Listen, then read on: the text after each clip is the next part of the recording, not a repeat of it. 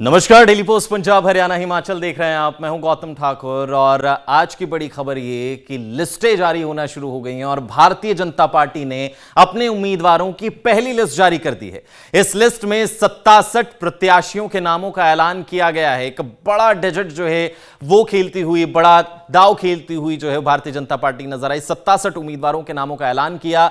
लाडवा से नायब सिंह सैनी चुनाव लड़ते हुए नजर आएंगे, क्योंकि नायब सिंह सैनी जहां कह रहे थे कि भैया मैं तो करनाल से चुनाव लड़ूंगा, और उनके द्वारा जो है वो पार्टी के, हरियाणा पार्टी के जो है वो बड़े नेता कह रहे थे कि लाडवा से उन्हें जो है वो चुनाव लड़ाया जाएगा। करनाल में उन्होंने अपना दाव जो है ठोका था, लेकिन अब जो है वो लाडवा से ही चुनाव लड़ते हुए नजर आएंगे। करनाल से जहां सिंह सैनी ताल ठोक रहे थे कि मैं वहां से चुनाव लड़ूंगा, करनाल से जगमोहन आनंद को टिकट दिया गया है। पंचकुला से ज्ञानचंद गुप्ता जो कि मौजूदा जो है वो स्पीकर हैं विधानसभा के, उन्हें प्रत्याशी बनाया गया है। बहादुरगढ़ की भी अगर हम बात करें तो दिनेश कौशिक को टिकट मिलेगा। अंबाला कैंट से अनिल विज प्रत्याशी होंगे। अंबाला शहर की भी बात कर लें तो असीम गोयल को जगह मिली है। बहुत खास जो है ये लिस्ट है, कईयों के नाम रिपीट हुए, कईयों को दरकिनार किया, और इसमें कुल जो है वो 8 महिलाओं को भी इस टिकट में जो है, इस लिस्ट में जो है वो टिकट दिया गया है। आपको बताएं कि नारनौल से कैप्टन अभिमन्यु को जो है वो जगह मिली है, भरोसा उन पर जताया गया है। जगाधरी की भी बात करें तो कंवरपाल गुज्जर को टिकट मिली है। इस लिस्ट में 8 महिलाओं को जगह दी गई है। पहली लिस्ट में 17 एमएलए और 8 मंत्री जो है वो रिपीट किए गए हैं।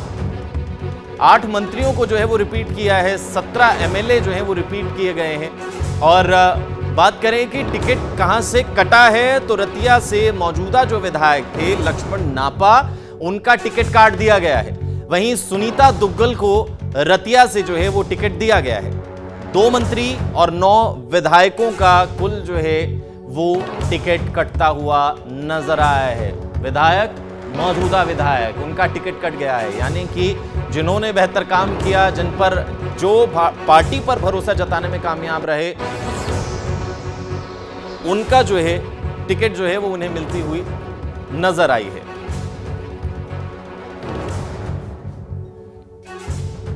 तो ज्यादा जानकारी के लिए हमारे साथ हमारी संवाददाता पूजा वर्मा जुड़ गई हैं। पूजा, एक बड़ा डिजिट जो है वो भारतीय जनता पार्टी ने दिया, 67 नामों का ऐलान किया, 8 महिलाएं, कईयों के नाम कटे, कईयों को मौका मिला।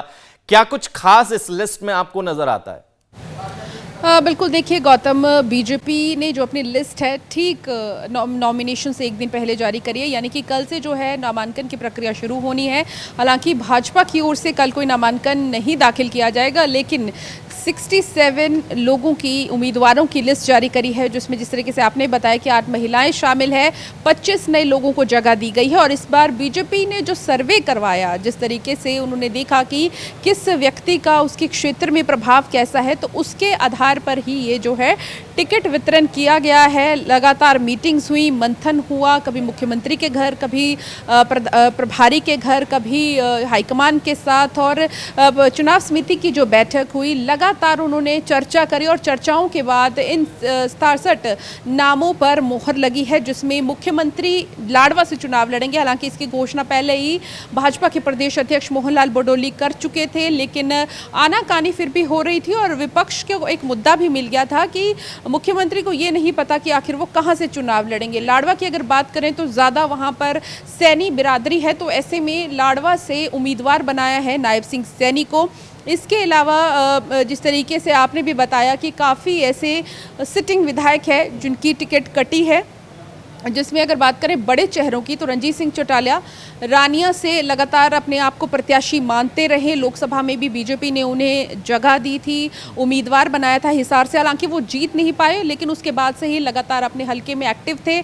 जब उन्हें इस बात का अंदेशा लगा कि शायद उन्हें टिकट नहीं मिल रही है, तो अपने वर्कर्स के साथ उन्होंने अलग से मीटिंग भी करी। बीते दिन उनका बयान भी आता है कि मैं कांग्रेस छोड़कर बीजेपी में नहीं जा रहा हूँ, और अगले दिन लिस्ट में उनका नाम शामिल नहीं होता। तो ऐसे में एक बड़ा झटका जो है हम कह सकते हैं रंजीत चौटाला को लगा है। इसके अलावा अगर बात करें राम कुमार गौतम, अनूप धानक, दोनों चेहरे जो कि जेजेपी में थे और बीजेपी में शामिल हुए, दोनों को टिकट मिली है। देवेंद्र बबली को टिकट मिली है।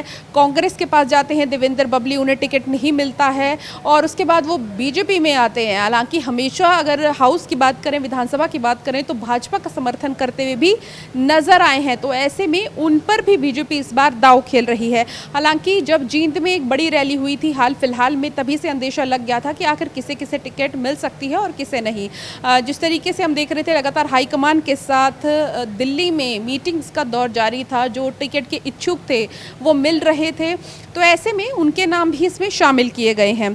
खास बातें आपको जो हम इसमें बता रहे हैं, जिस तरीके से हमने बताया कि जेजेपी से शामिल हुए विधायकों को टिकट दी गई है और 3 दिन पहले ही अंबाला की जो मेयर है शक्ति रानी शर्मा, उन्हें भी टिकट मिली है। आज जो जेपी नड्डा से मिलकर मुलाकात भी की थी, उनके साथ सांसद कार्तिकेय शर्मा भी शामिल थे। रतिया सीट से पूर्व सांसद सुनीता दुग्गल को टिकट दी गई है। लोकसभा में वो इच्छुक थी पार्टी के टिकट की, लेकिन उन्हें नहीं दी गई। भारतीय कबड्डी टीम के पूर्व कप्तान दीपक हुड्डा को महम से टिकट दी गई है। हालांकि वो उम्मीद कर रहे थे और लगातार भाजपा के दफ्तर में उन्हें देखा भी जाता था। उनकी पत्नी स्वीटी बोरा जो कि एक बॉक्सर हैं, वो भी जो है लगातार एक्टिव नज़र आ रही थी बीजेपी की पॉलिटिक्स में। यानी कि जहां खिलाड़ियों की अगर बात करें तो आज एक तस्वीर हमने राहुल गांधी की, विनेश फोगाट और बजरंग पूनिया के साथ देखी थी, तो एक खिलाड़ी को ज़रूर टिकट दी गई है। और अगर बात करें तो खेलो इंडिया के जो प्रोग्राम है उसमें भी दीपक हुड्डा जो है अहम भूमिका निभाते हैं और जो गांव के बच्चे हैं जो खेलना चाहते हैं उनके लिए भी खेल नर्सरियों में काम करते नजर आते हैं। वहीं 5 नेताओं के परिवार को टिकट दी गई है। यानी कि परिवारवाद का वैसे बहुत इल्ज़ाम जो है वो बीजेपी पे लगता है, लेकिन इस बार उन पर भी जो है दांव खेला जा रहा है। जिसमें अगर हम बात करें बिश्नोई परिवार, आदमपुर से भव्य बिश्नोई को टिकट दी गई है। मौजूदा विधायक भी हैं बीजेपी में, अगर बात करें तो उनको अहम जगह भी दी जाती है और बीजेपी के हाईकमान के साथ भी उनके रिश्ते अच्छे हैं। तो ऐसे में भव्य बिश्नोई को टिकट दी गई है। श्रुति चौधरी की बेटी, माफ़ कीजिए, किरण चौधरी की बेटी श्रुति चौधरी को तोशाम से सीट दी गई है। राज्यसभा जो है किरण चौधरी गई हैं, तो तोशाम से श्रुति चौधरी एक्टिव बहुत पहले से हो गई थी वो तोशाम में, तो अब उन्हें टिकट दी गई है। इसके अलावा केंद्रीय राज्य मंत्री राव इंद्रजीत की बेटी आरती सिंह राव, उन्हें भी टिकट दी गई है। एतेली से उन्हें टिकट दी गई है और पहले से चर्चाएं भी ये चल रही थी। हालांकि राव इंद्रजीत ने ये कहा था कि अगर उनकी बेटी को टिकट देना चाहते हैं तो ये बीजेपी का अपना फैसला होगा। वो नहीं चाहते थे, मतलब उन्होंने खुद कंपेल नहीं किया कि उनकी बेटी को टिकट दी जाए। इसके अलावा सतपाल सांगवान के बेटे सुनील सांगवान और विनोद शर्मा की पत्नी शक्ति रानी शर्मा को भी टिकट देकर जो है इस लिस्ट में शामिल किया गया है। एक राज्यसभा सांसद कृष्ण पाल पवार की भी भाजपा ने जो है उन्हें उम्मीदवार बनाया है। यानी कि लंबे समय से अगर बात करें तो कृष्ण लाल पवार बीजेपी के साथ जुड़े रहे, पहले जो हैं वो इसमें भी थे, संगठन में भी थे और उसके बाद मंत्री भी रहे हरियाणा बीजेपी में, और अब उन्हें फिर से टिकट दी गई है।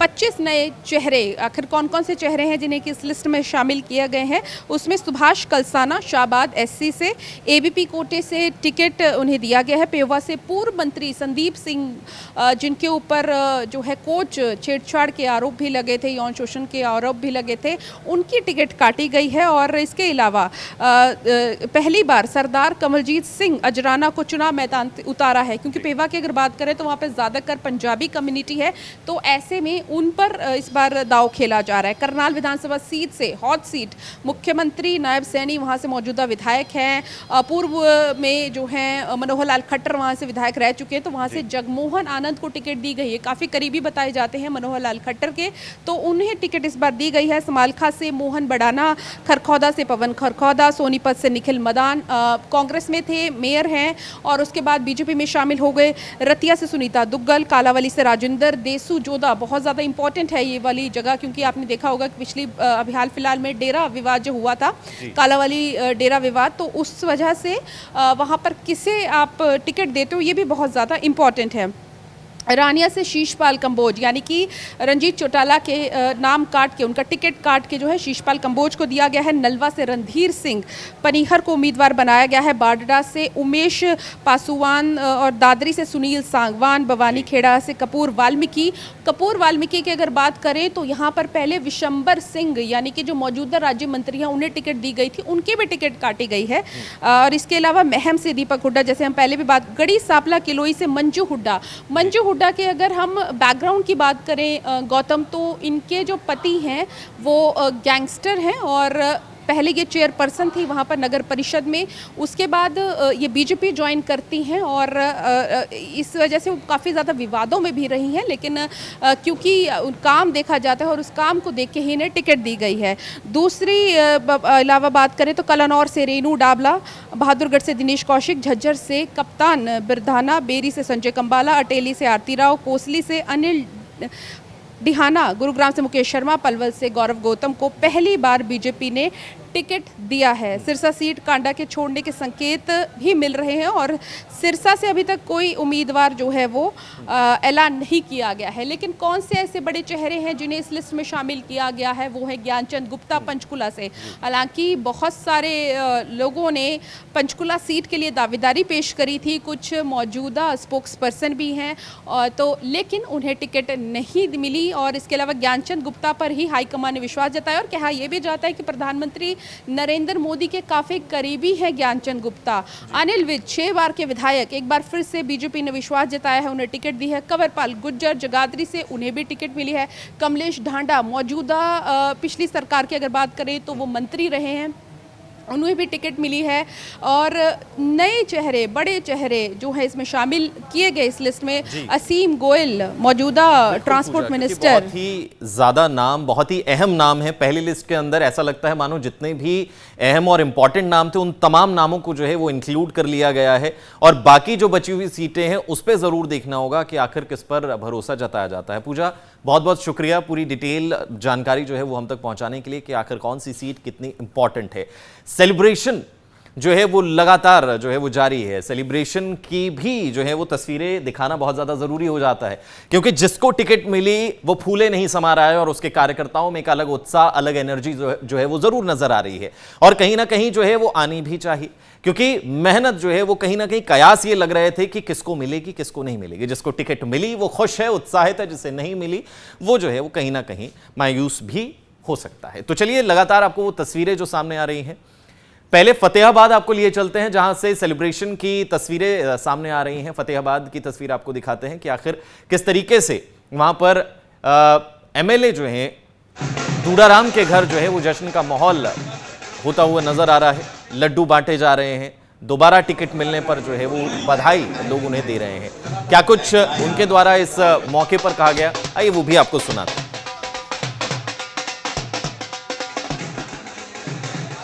सबसे पहले मैं हाईकमान जी का धन्यवाद करूंगा कि फिर से मुझे मेरे पर विश्वास किया है। इसके लिए मैं देश के प्रधानमंत्री जी का,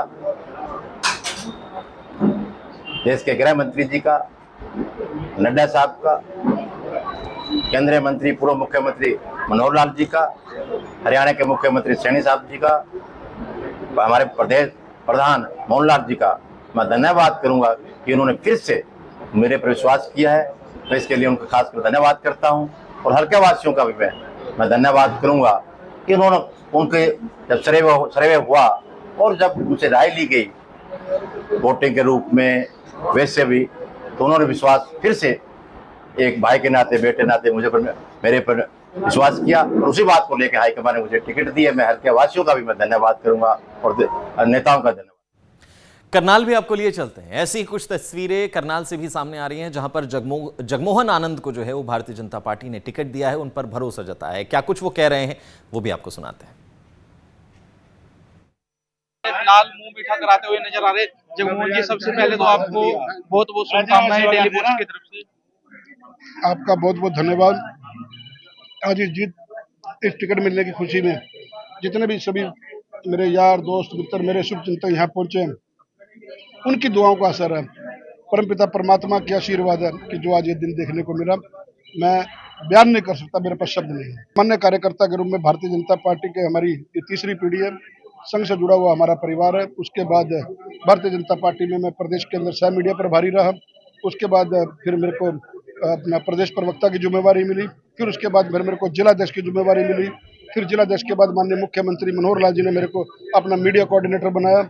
उसके बाद फिर मेरे पास प्रदेश कार्यकारिणी का सदस्य और उसके बाद अपना कुरुक्षेत्र जिला के प्रभारी के नाते जिम्मेवारी रही। सभी दायित्वों को मैंने बखूबी और संगठन समर्पित होकर के निभाया। तो जश्न का माहौल जो है वो जगह जगह लगातार जारी है और जश्न का माहौल सुभाष सुधा के यहाँ भी जो है वो नजर आया। थानेसर से भारतीय जनता पार्टी ने उम्मीदवार जो है वो राज्य मंत्री सुभाष सुधा को बनाया है। ये पटाखे, ये आतिशबाजी उन्हीं के वहाँ से जो है वो नजर आ रही हैं और यही जो है वो खुशी नजर आ रही है कि आखिर किस तरीके से सेलिब्रेशन जो है वो कार्यकर्ताओं के द्वारा, सपोर्टर्स के द्वारा जो है वो सेलिब्रेशन किया जा रहा है। पूरा एक इवेंट के तौर पर इसे सेलिब्रेट किया जा रहा है। ऐसी तस्वीरें यमुनानगर से भी जो है वो सामने आई, जो इस वक्त आप ये ढोल नगाड़ों की थाप सुन रहे हैं, झंडे भारतीय जनता पार्टी के लहराते देख रहे हैं। यमुनानगर की तस्वीरें हैं जहां पर कंवरपाल गुर्जर को जगाधरी से भारतीय जनता पार्टी ने उम्मीदवार बनाया है। मंत्री कंवरपाल गुर्जर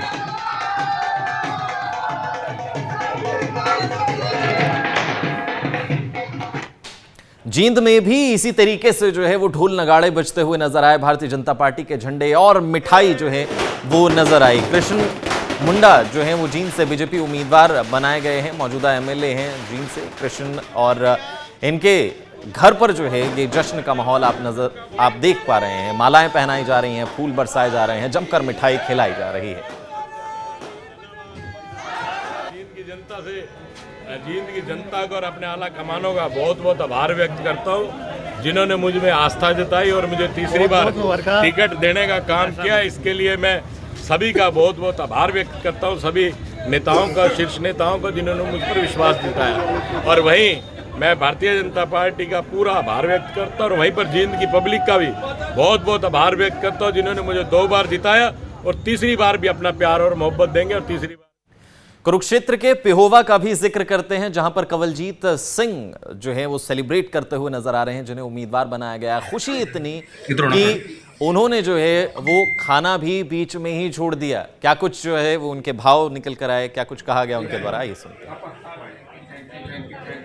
विधानसभा से भाजपा द्वारा कंवलजीत सिंह अजराना को जो है चुनावी मैदान में उतारा गया। इस समय हम कंवलजीत सिंह अजराना के निवास स्थान पर है, जहां पर लगातार उन्हें बधाई देने के लिए जो उनके प्यारे मित्र हैं वो लगातार यहां पर पहुंच रहे हैं बधाई देने के लिए। तो कंवलजीत सिंह जी, आपको भाजपा के द्वारा उम्मीदवार के रूप में उतारा गया, तो कैसा महसूस कर रहे हैं? मैं कहता हूं सब इससे ज़्यादा खुशी ज़िंदगी में आज तक नहीं हुई। दुनिया की सबसे बड़ी पार्टी बीजेपी ने अगर मुझ पर विश्वास जिताकर मुझे पेवा विधानसभा से अगर उन्होंने टिकट दी है, तो मैं समझता हूं कि मेरी इससे बड़ी काबिलियत मेरे अंदर अगर कोई थी तो मेरी पार्टी हाईकमान ने मुझ पर मोहर लगाई है। और मैं विश्वास दिलाता हूं, जिस विश्वास से उन्होंने मेरे ऊपर भरोसा किया है, उसी विश्वास से मैं सबसे ज़्यादा मार्जिन से पेवा की सीट जिताकर उनकी जोड़ी में डालूंगा। आज से कल तक की बात करें, जब तक जो लिस्ट है वो जारी नहीं हुई थी, कितनी संभावना आपको लग रही थी कि आपको? देखिए, मैं पूरा श्योर था, क्योंकि मेरी जो 30 साल समाज के प्रति की हुई सेवा, वो उसके कारण, और मेरा हाईकमान का मुझ पर जो विश्वास था, मेरे पर जो आशीर्वाद था, उसके कारण मुझे पूरी उम्मीद थी कि ये टिकट मुझे मिलेगी। कुरुक्षेत्र से डेली पोस्ट के लिए कमल सैनी। चलिए आपको पंचकुला के माता मनसा देवी मंदिर भी लिए चलते हैं, उस दरबार लिए चलते हैं जहां पर टिकट मिलने के बाद कई दिग्गजों ने माथा भी टेका, शीश नवाया और आशीर्वाद लिया, अपनी हाजिरी लगाई। भाजपा के प्रदेश संगठन मंत्री फणींद्र नाथ शर्मा, प्रदेश महामंत्री डॉक्टर अर्चना गुप्ता और सुरेंद्र पुनिया ने माता मनसा देवी मंदिर में जो है पूजा अर्चना की।